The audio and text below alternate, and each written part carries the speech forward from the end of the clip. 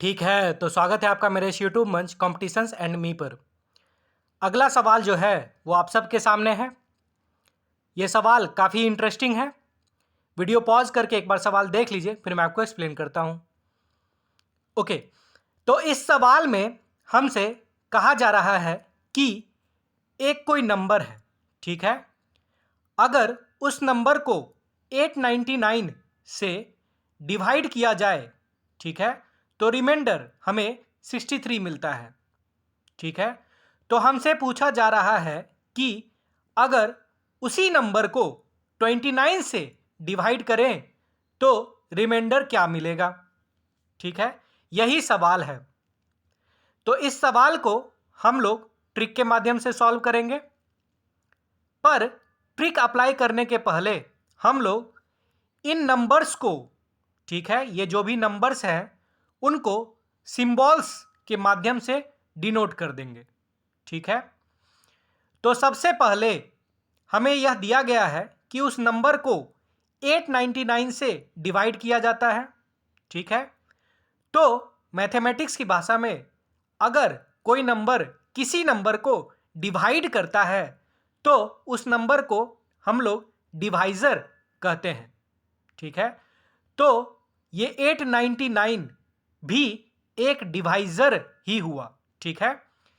इसलिए इस 899 को हम लोग D1 से डिनोट करेंगे, ठीक है। आइए लिख लेते हैं।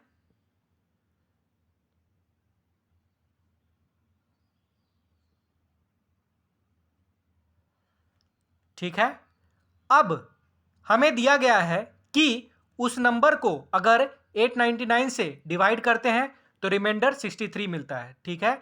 तो ये 63 को हम लोग R1 से डिनोट करते हैं। आइए लिख लेते हैं।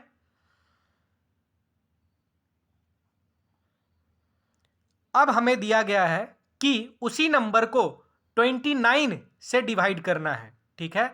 तो ये 29 भी एक डिवाइजर ही हुआ, ठीक है। इसलिए 29 को हम लोग D2 से डिनोट करते हैं, ठीक है। आइए लिख लेते हैं। अब 29 से डिवाइड करने के बाद जो भी रिमाइंडर बचेगा, ठीक है, वही हम लोग को फाइंड आउट करना है, ठीक है। तो उस रिमाइंडर को हम लोग R2 से डिनोट करते हैं। आइए लिख लेते हैं। और यही R2 हमें फाइंड आउट करना है, ठीक है। तो ट्रिक ये है कि उस नंबर को, ठीक है, अगर हम लोग 29 से डिवाइड करें तो उतना ही रिमाइंडर मिलेगा जितना कि 63 को 29 से डिवाइड करने पर मिलेगा, ठीक है। यही ट्रिक है। मैं एक बार फिर से रिपीट कर देता हूं, ध्यान से सुनिएगा। उस नंबर को 29 से डिवाइड करने पर उतना ही रिमाइंडर हमें मिलेगा जितना कि 63 को 29 से डिवाइड करने पर मिलेगा, ठीक है। अब यहाँ पर हम लोगों ने 63 को R1 माना है और 29 को D2 माना है, ठीक है।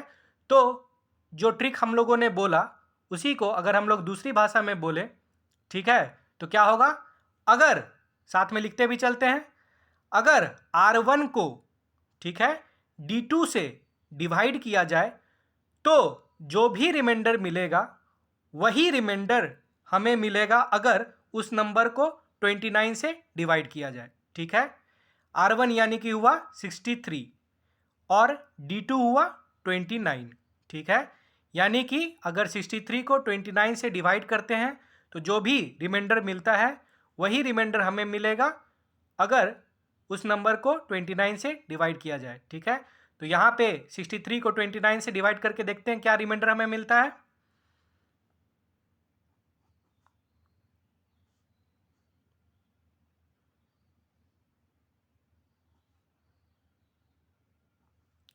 ठीक है, यहां पर हमें रिमाइंडर मिला 5।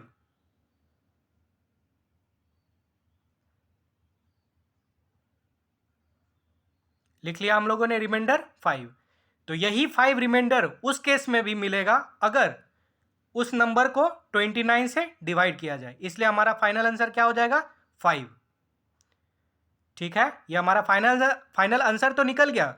ठीक है, पर अभी जाइएगा नहीं, अभी असली खेला तो बाकी है।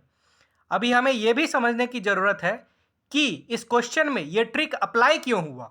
ठीक है, तो इस क्वेश्चन में ये ट्रिक अप्लाई इसलिए हुआ क्योंकि यहाँ पर ये जो 29 है वो 899 का फैक्टर है।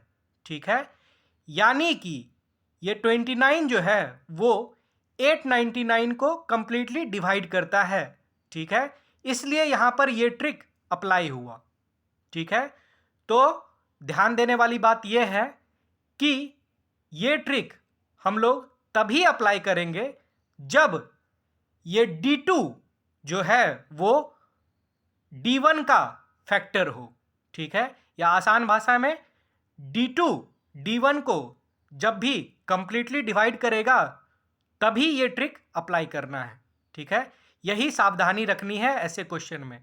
ठीक है, इस क्वेश्चन को हम लोग लिख भी लेते हैं। क्या है ये क्वेश्चन?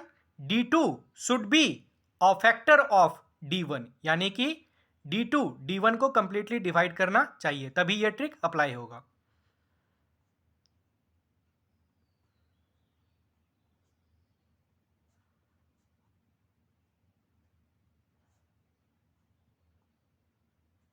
ठीक है, तो आई होप आप सबको ये सवाल समझ में आया होगा कि ये सवाल ट्रिक से कैसे बना।